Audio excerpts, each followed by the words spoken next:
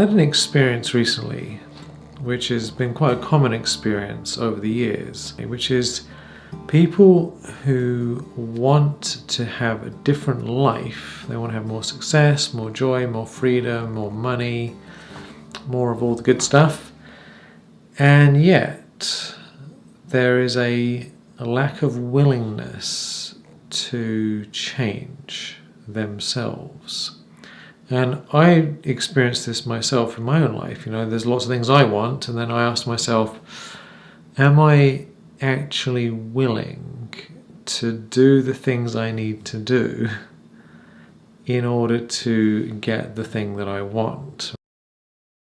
Because there's the idea over here, what we want, the ultimate aim, we're over here, and we have to get there. We can't stay where we are and get the different result. And I think our current society has really given the wrong message to many, many people, that you can have whatever you want easily, just click a button, it's easy. But realistically in life, some things require a radical transformation of our behavior, of our lifestyle, of our thinking patterns, of our sleeping patterns, of our relationships. We've got to give things up, we've got to start new things, we've got to go through challenges.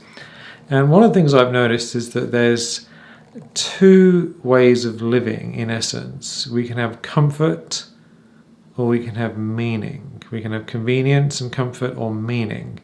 And our society promotes comfort and convenience as if like that's the aim of life. As long as you have a comfy, cozy, nice life, all nice and cozy and all like lots of chocolate, then everything's great.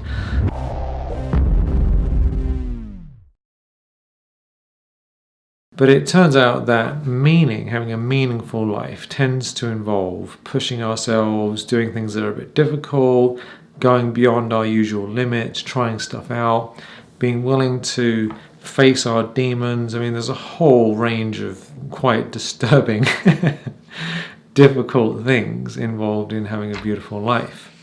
It leads to a lot of joy, it leads to a lot of success, it leads to a lot of wealth, but the process to get there involves these challenging things. So when I talk about comfort versus meaning, and meaning often means not having comfort, what I mean is stuff like this. This is early in the morning and I've just had my wheatgrass, right? I've started growing wheatgrass because it has so many wonderful health benefits. It has tons of chlorophyll, tons of protein, all the amino acids, vitamins, minerals, it's just packed with goodness. But the thing is, growing it is a little bit of a hassle. You have to learn how to do it, you have to buy all the stuff, you have to, soak it and water it and all these things. And drinking it, honestly, I don't find it particularly enjoyable. I don't like the taste of it, but I like the fact that it's given me a lot of health benefits first thing in the morning. So I'm doing something that is uncomfortable. It'd be a lot easier just to not do it and just to stay in bed and just to, wake up and eat something tasty. But it's going to give me a lot more benefit, a lot more meaning in my life to have greater health, So I'm making a choice. Would I like comfort or would I like health? And this is what I'm talking about. Most of the time when we do things that are really good for us, it involves some level of discomfort. I'm about to go out on a walk and it's a bit cold outside. It'll be easier just to stay in bed or just sort of sit around. But I know that I'll feel a lot better being outside and experiencing nature and being in my own space and thinking about things and meditating than I would just staying in the house.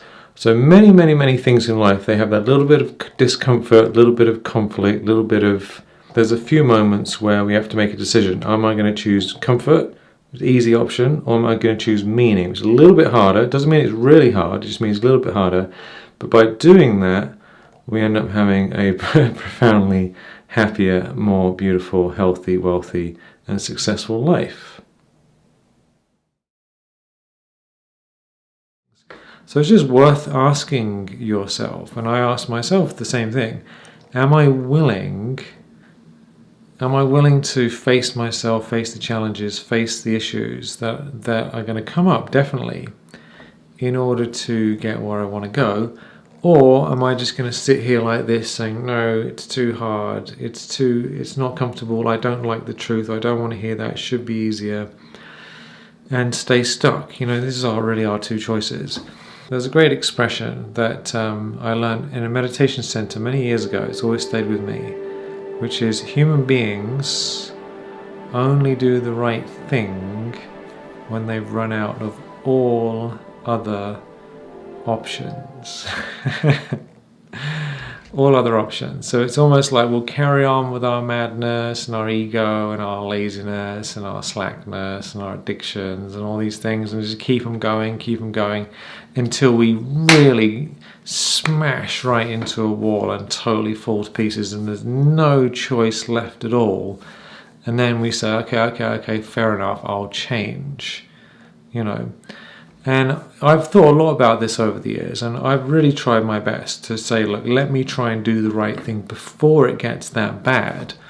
And if we can make some shifts before it completely falls to pieces, then that's very loving towards ourselves, very compassionate towards ourselves, and also very sensible. It's just a very sensible thing to do. So just think about this. Are you willing to do what you need to do for yourself to get the things that you want in your life and to become the kind of person that you want to be? And when do you want to start?